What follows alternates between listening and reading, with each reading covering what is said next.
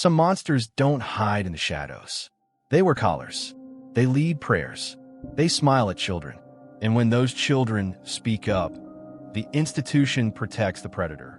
This is the story of an order that chose silence over safety, power over innocence, and how one convicted pedophile priest was moved across 3 continents, while the church looked the other way. This is the case of the predator priest. Thank you to all our loyal viewers and subscribers. Your support means everything. We're here every day with gripping true crime stories, deep dives, and the chilling details you won't hear anywhere else. Don't forget to like, comment, and subscribe so you never miss an update. Because here at True Crime Vault, we don't just tell stories. We uncover the truth. Joey Piscitelli was a happy child, an artist, straight A student, a boy who loved going to school, not for the classes, for his friends. But when Joey entered Salesian High School in Richmond, California, everything changed.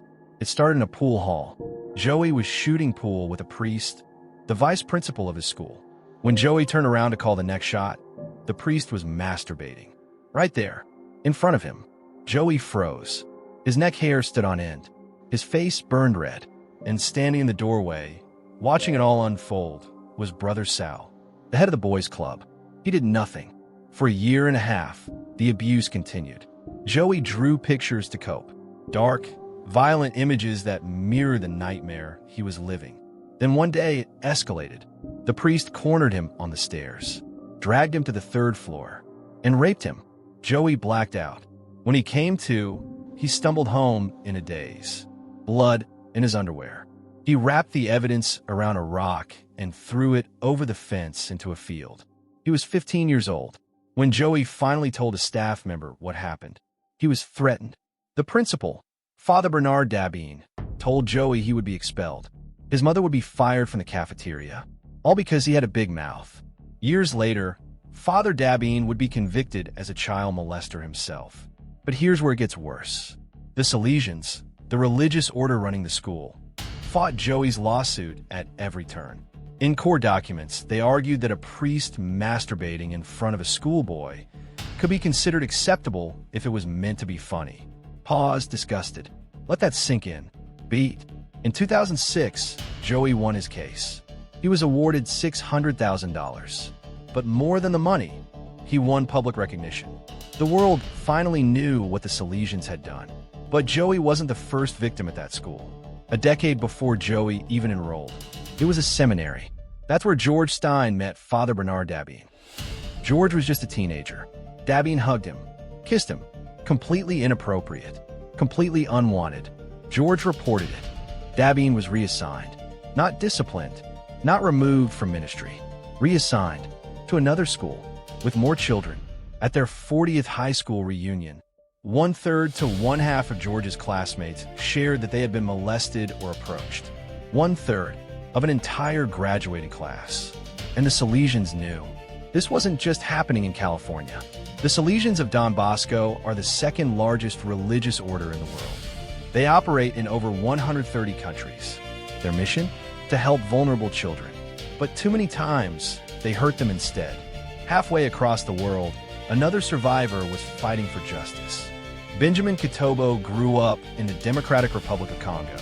As a teenager in the 1980s, he attended a Salesian seminary, hoping to become a priest. Instead, he became a victim. Father Omer Verbeke, a Belgian priest, abused him for years. But Benjamin did something extraordinary. He recorded a confession.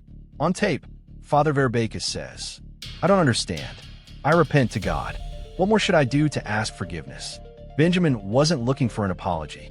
He was looking for accountability. Benjamin filed a claim in Ghent, Belgium. The case was handled by Bishop Lucas van Louis, a high-ranking Salesian. Benjamin was awarded compensation, and Van Louis promised him that Father Verbeke would never be around children again. That was a lie. In 2014, Benjamin discovered that Verbeke had opened an orphanage in Rwanda. He was still around children. Van Louis admitted to CNN that he had imposed a travel ban on Verbeke, but also admitted that Verbeke ignored it. And Van Louis did nothing to stop him. Bishop Van Louis wasn't just involved in the Verbeke case. there were others, like Father Luck Delft.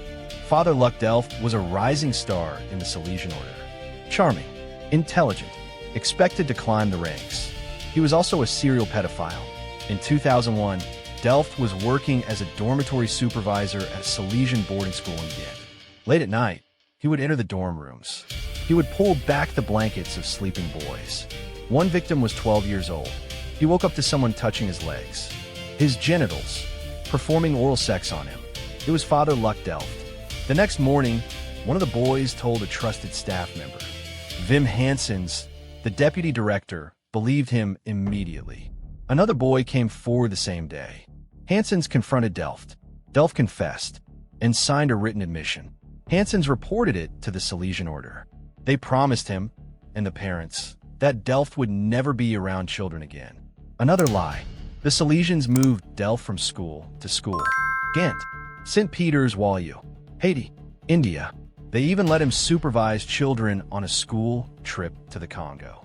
In 2012, Delft was finally convicted, but only because a former staff member reported him to the authorities.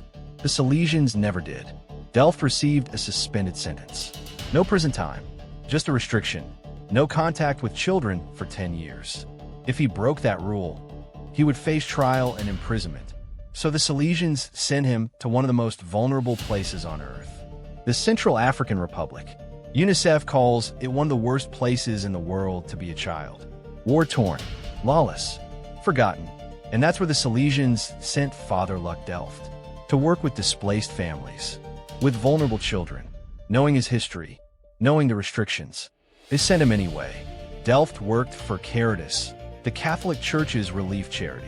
He was featured in promotional videos, celebrated at the Vatican, and he was abusing children again. A local boy named Albin agreed to speak on camera. When investigators showed him a photo of Delft, he broke down. He said he loved me, Albin whispered, and then he hurt me. Albin was 13 years old. Investigators tracked Delft down in Bangui, the capital. After a morning of searching, they found him in his office. Father Delft, we'd like to ask you about breaking the terms of your sentence, about the children in Kagabandoro. His response? Nothing. You're a priest, a man of God. These children are accusing you of abusing them. Do you have nothing to say? No. Disgusted. He didn't even remember Albin's name. Investigators returned to Belgium with the evidence. They confronted Father Carlo Lutz, the Salesian official handling abuse cases for nearly a decade. When asked what he would do about Delft, he asked for time to think about it. Father, do you have time when there are vulnerable children? Do you have time? He had no answer. CNN took their findings to the Vatican. Most key institutions refused to speak. Caritas Internationalis admitted they were never told about Delft's history. The Salesians withheld the information. Father Hans Zollner, a member of the Pope's Commission for the Protection of Minors, explained the problem. Religious orders follow a different structure. In many cases, even the Pope cannot sanction them directly. Translation: the Salesians police themselves, and when they fail, there are no consequences. For decades, the Salesians moved predators like chess pieces. School to school, country to country, they silenced whistleblowers, threatened victims. Patrick Wall, a former priest who has investigated hundreds of abuse cases, said it plainly. The Salesians have the highest percentage of perpetrators of any religious order in the world. Why? Because their mission is to work with children, and they've used that mission as a shield. Joey Piscitelli, George Stein, Benjamin Kitobo, Albin, their stories span continents, decades, but they share one truth. The institution chose itself over them, and it's still happening. The Catholic Church has issued new guidelines, promises of accountability, transparency, change. But for the survivors we spoke with, it's impossible to have faith in a church that isn't holding everyone equally to account. Because shame doesn't heal wounds, and prayers don't undo harm. Justice does. This has been the True Crime Vault. Until next time, stay safe.